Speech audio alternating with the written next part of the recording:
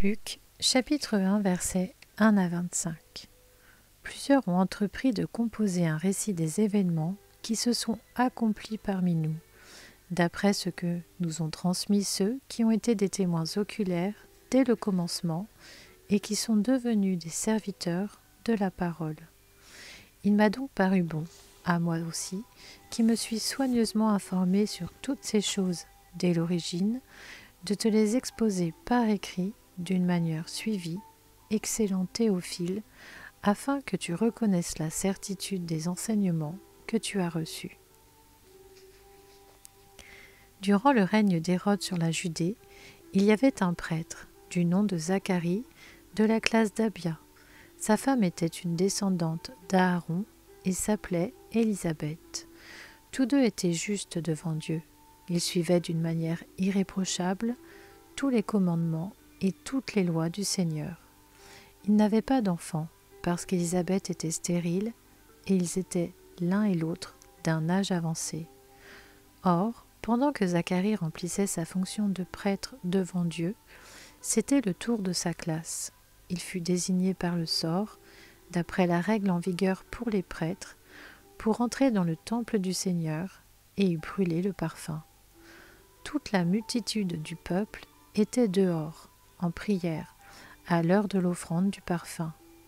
Alors, un ange du Seigneur apparut à Zacharie et se tint debout à droite de l'autel des parfums.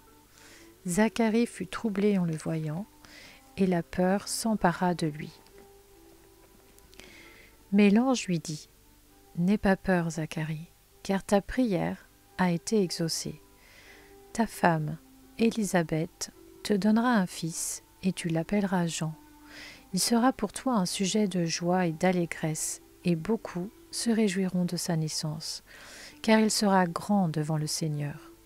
Il ne boira ni vin ni boisson alcoolisée, et il sera rempli de l'Esprit Saint dès le ventre de sa mère. Il ramènera beaucoup d'Israélites au Seigneur, leur Dieu.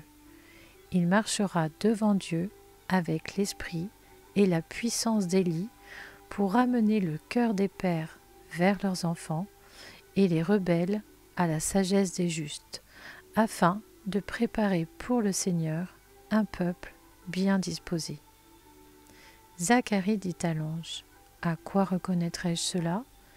En effet, je suis vieux et ma femme est d'un âge avancé. » L'ange lui répondit : « Je suis Gabriel, je me tiens devant Dieu.